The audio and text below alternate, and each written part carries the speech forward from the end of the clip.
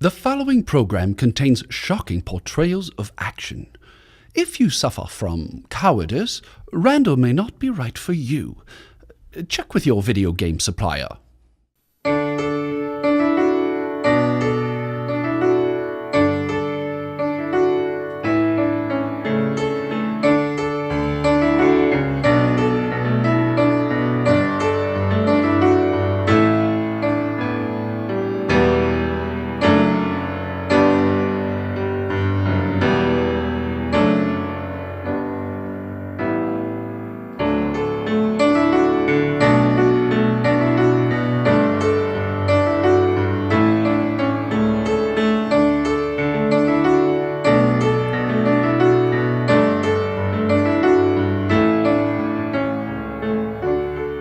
Standing for truth in the four corners of America.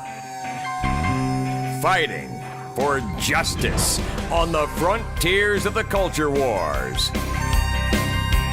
And turning resistance into an art form.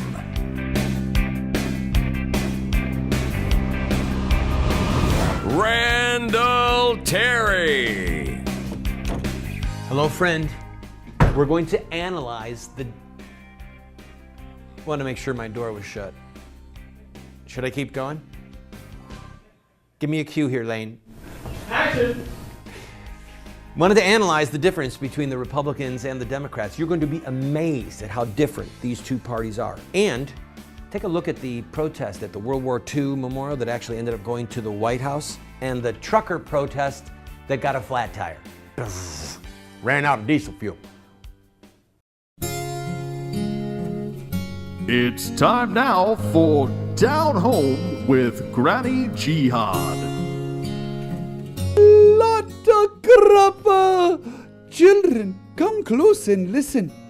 I heard Muhammad saying, during the last days there will appear some young foolish people who will say the best words, but their faith will not go beyond their throats. Fake Muslims. And they will go out from their religion like an arrow goes out of the game. So, wherever you find them, kill them. For whoever kills them shall have reward on the day of resurrection. Don't change religion, otherwise Granny kill you.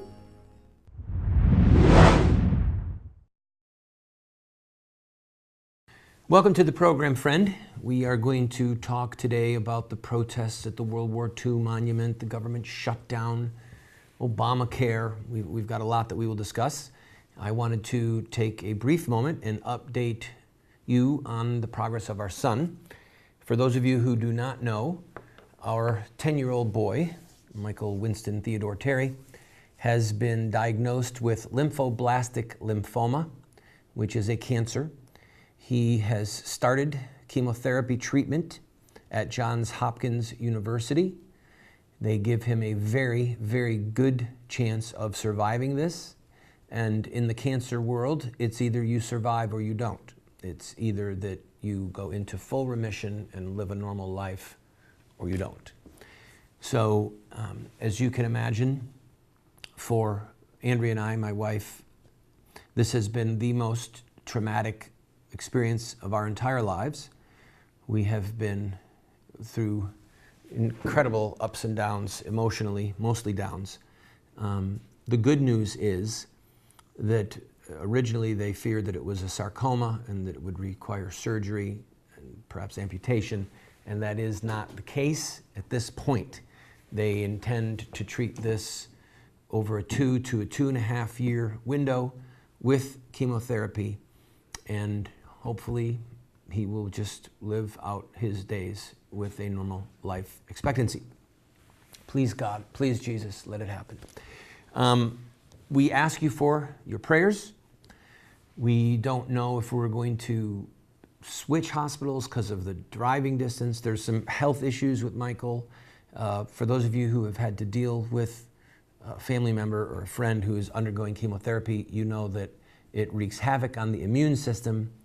And our little boy has already lost 16 pounds, and the doctors have told us, look, you cannot let him get a fever. He cannot get a cold. If he does, go right to the emergency room. All of that to say, I thank everyone who has prayed. We have received hundreds of kind emails. There have been people who have been sending Michael Winston cards. He loves Get Well cards. That's been a real blessing. So if you want to see a page on our website dedicated to Michael, you can also see his brothers and him doing an impromptu rendition of Amazing Grace on their instruments, guitar, violin, and mandolin. It was fun. It was just before we checked into the hospital. So go to our website, voiceofresistance.org, and if you wanted to email me or my wife or Michael Winston, and also, of course, the address if you just want to send him a Get Well card. I appreciate very much the body of Christ all over the country praying for our little boy. And I ask you as a daddy to please pray for this young man. Please pray that he is totally healed and that he is not taken from this world by this disease. So I'm going to take a break. When we come back, we're going to talk about John Boehner. We're going to talk about Obama. They're two peas in a pod. They are. I'll be right back.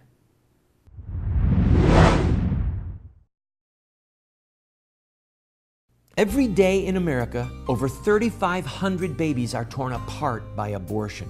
Shouldn't all babies, like this living, unborn child, have the right to life? Baby killing will only end when Americans see the truth of what abortion does to innocent children.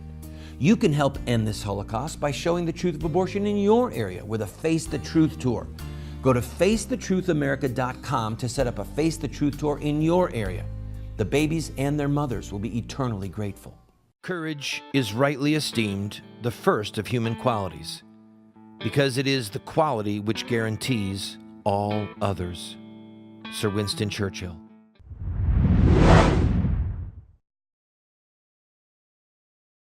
Welcome back to the program, friend.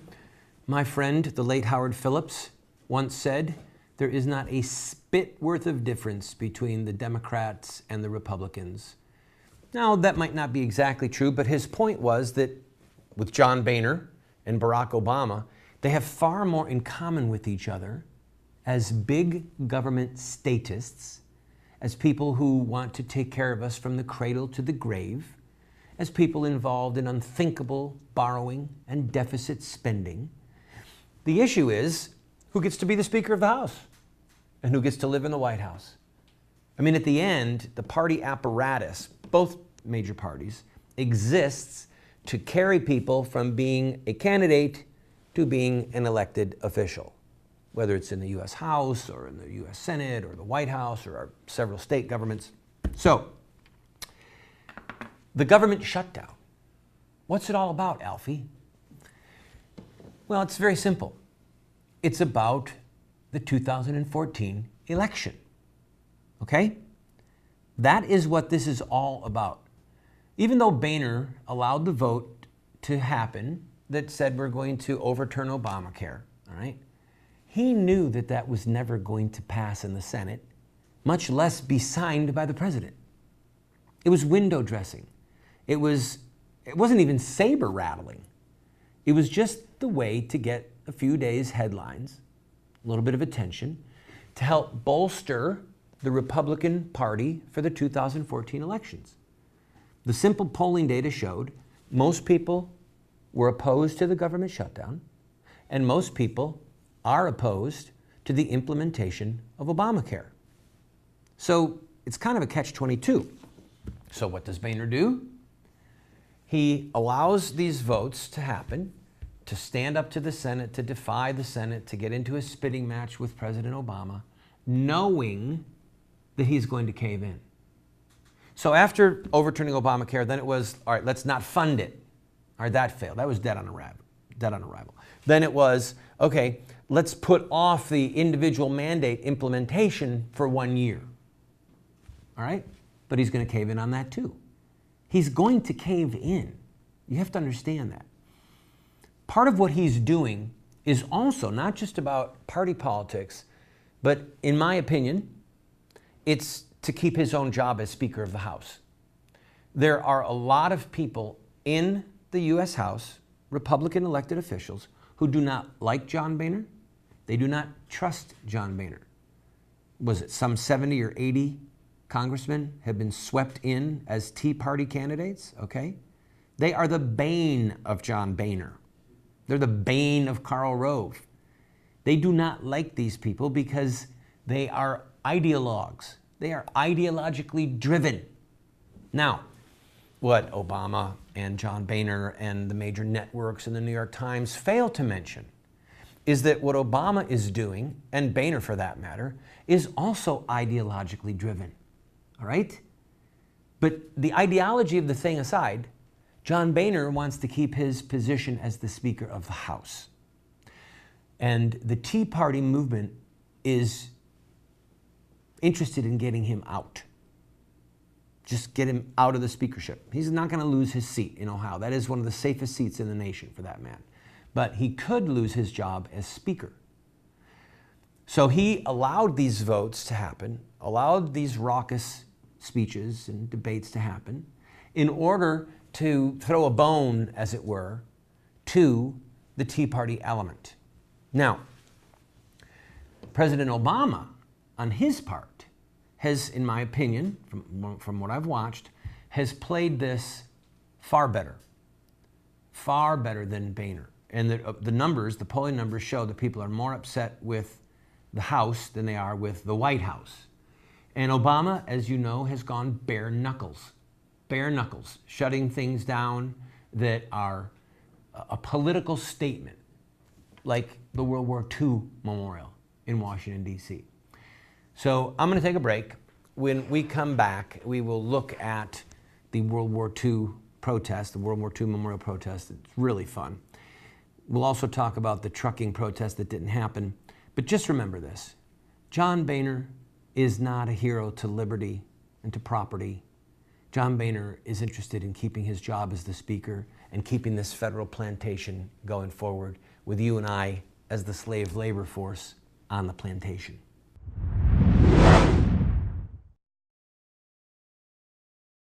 Do you want to have knowledge, wisdom, discernment?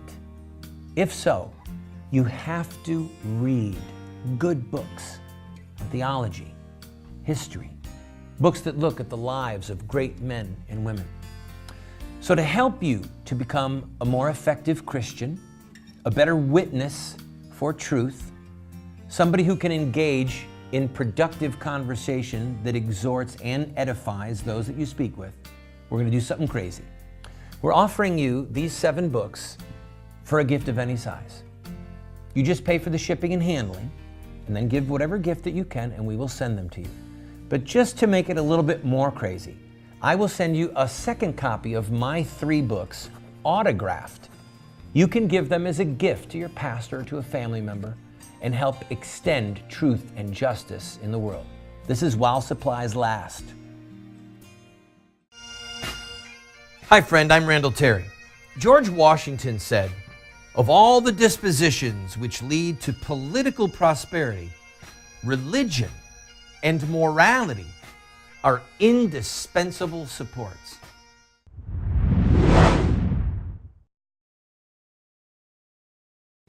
Welcome back, friend. You may have missed it.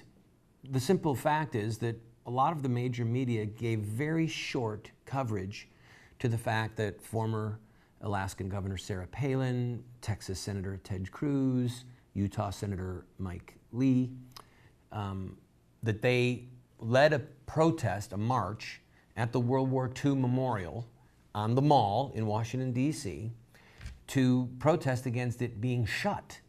All right? Now, I'm going to come back around to why. Now, I'll talk about it now.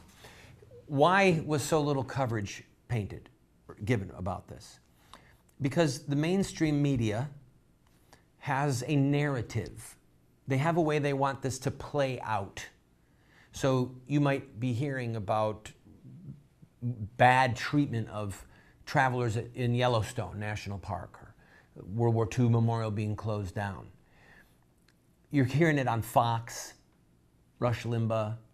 You're not reading much or hearing much about it in the national press, the more mainstream press, because their narrative is that the Republican Party is out of control and is ideologically driven by the Tea Party, and that they're trying to shut down Obamacare, and that they're trying to hurt the president politically. As defenders of the president and defenders of the socialist state, the major networks are ideologically aligned with the president and therefore have a narrative. He's the hero, John Boehner's the devil. Obama's the hero, and he is totally within his rights to use that 17% of the government that's shut down, to use his power to determine what areas are actually going to be closed. So it was really cool. I mean, think about it. Thousands of World War II vets, Sarah Palin, Ted Cruz, Mike Lee, carrying the barricades away and dumping them in front of the White House. Now, you see, that's an act of civil disobedience. And it's just great imagery, all right? You have to be angry, or you should be angry, that they have closed down the World War II Memorial. Now, do you understand, in case you don't know this, it's an open memorial. There's no staff there. I've been there many times. I have never one time in my life seen a U.S. government official there, ever. It's just an open thing. You can walk in and out, walk around it. There's no building to go inside. There's no light switches. There's no bathroom. There's no potty. There's not even a drinking fountain there, all right? So why, in the name of creation, would you close it? Because you're punishing people who don't like you. Veterans are notoriously, for the most part, notoriously anti-Obama. Many of them despise this presidency and have made it clear over and over again. So the president allowed the illegal immigrants to have their protest on the mall. You didn't see the illegal immigrants being barricaded and kept away, did you? No, that happened, what, a week or two ago? They were given the red carpet treatment. But vets who might want to come and visit the World War II Memorial, well, vets are a thorn in Obama's side. The illegal immigrants, they might become a huge voter base for President Obama and his party if Obama gets his way. So he's going to treat them one way, and this other voter base, veterans, they don't like Obama, Obama doesn't like them, and so he says, you know what I'm going to do? I'll show you who's in charge here. I'm closing the World War II Memorial. It's despicable. President Obama is a despicable president, and I am ashamed at this administration, what they're doing, what they believe in. I'm going to take a break. The protest at the World War II Memorial was the real article. You might have heard about a trucking protest that was going to shut down the Capitol and arrest members of Congress, blah, blah, blah. Well, it turned out to be smoke and mirrors, and I'm going to use it to teach you a little bit on a couple of points. Don't go away.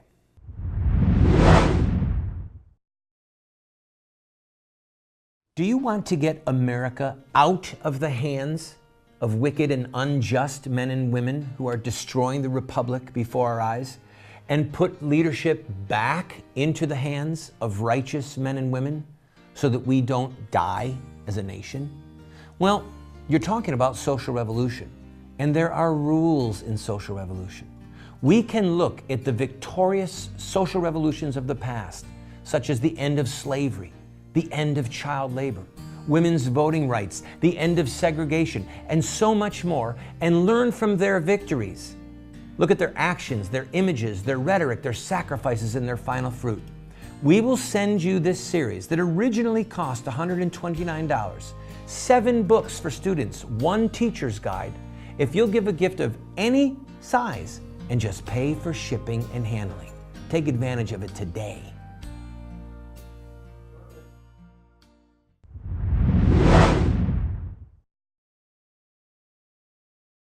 Welcome back, friend. In another life that I used to have, I was arrested almost 50 times for peaceful protest. I led the largest civil disobedience, peaceful civil disobedience movement in American history We called it the Rescue Movement, or Operation Rescue. Over 75,000 documented arrests in about a 7-year window, from 1987 to 1994. We had people's attention, okay? We had their attention and helped drive the debate and drive elections, bringing child killing from a back burner issue to front and center because of protest and because of civil disobedience. Peaceful. Well, a couple weeks ago, a trucker who, if my memory is correct, lives in the Atlanta area, he got some national headlines because for weeks they had been planning some type of a tractor-trailer slowdown of traffic in Washington, D.C. Now, something like this has been done before. You might remember a few years ago when farmers came.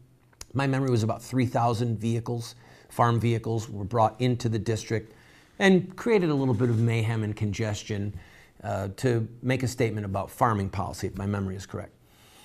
It works. And so this tractor-trailer driver was doing an interview with the U.S. News and World Report, the magazine, and said that they were going to shut D.C. down. Now, that got some people's attention. But the problem was this: he wasn't telling the truth. He played the media. So when the phone started ringing a few days ago at his house, online, question, what are you people doing? How many truckers are coming? Are you actually going to shut down the Capitol? He says, well, now that I have your attention, now the media can get behind what we're doing, and we hate this Obama administration, and we hate what they're doing to our economy, and we hate that they're borrowing all this money, and we don't want Obamacare. So he used it as a soapbox for his one itty-bitty moment in the sun. But the thing is he burned the media because he never had any intention of shutting down the city. So I turned to my sons and I said to them, your daddy, I said to the press, we are going to show Bill Clinton a dead baby. Had the baby there, we showed it to all the press. We are going to show this baby to Bill Clinton. And we did. And I was charged with contempt of court, tried criminally for criminal contempt of court, and I served 5 months as a federal prisoner. I said to my sons, if you say you're going to do something, you do it. Do not lie to the media. Do not destroy your credibility. Do not undermine yourself. And I want to use this for just a minute, all right? Wait, what's the legal language? I have to have legal language. What Mr. Terry is about to say is hyperbole or a scholastic or educational look at what might have been done by the truckers whose protest has come and gone. What the truckers could have done is there are only a few roads into Washington, D.C. They could have gone 3 abreast, drove right to the outskirts of the city, and stopped for 1 hour. They would have backed up traffic for miles and for hours. Because what they said was, this partial government shutdown is not enough. We want to shut the whole government down. They could have left a lane open on the curb for ambulances or for police so that if somebody was in danger that they could get through. They could have even made it so that the cross streets that would be blocked, that they were left open so people could come and go and who've got normal business in their neighborhood. They could have brought one tractor trailer up, turned it to the left, right on the bridge going into D.C., taken the keys out, and just thrown them into the Potomac. Said, have at it, guys. Get your biggest wrecker. You can haul this thing out of here in an hour or 2. There's so many ways that they could have done it. Instead, what they did was they had 3 or 4 tractor trailers that ended up showing up and driving around the Beltway. No message. No protest, no one getting arrested, nothing of any substance. They could have had some big coverage. They could have driven an argument forward, but you have to have people who are willing to pay a price. Those people who carried those barricades could have been arrested, all right? If truckers wanted to shut down traffic and get arrested, they could have had a hearing that went to the 4 corners of the globe, but instead, they blinked.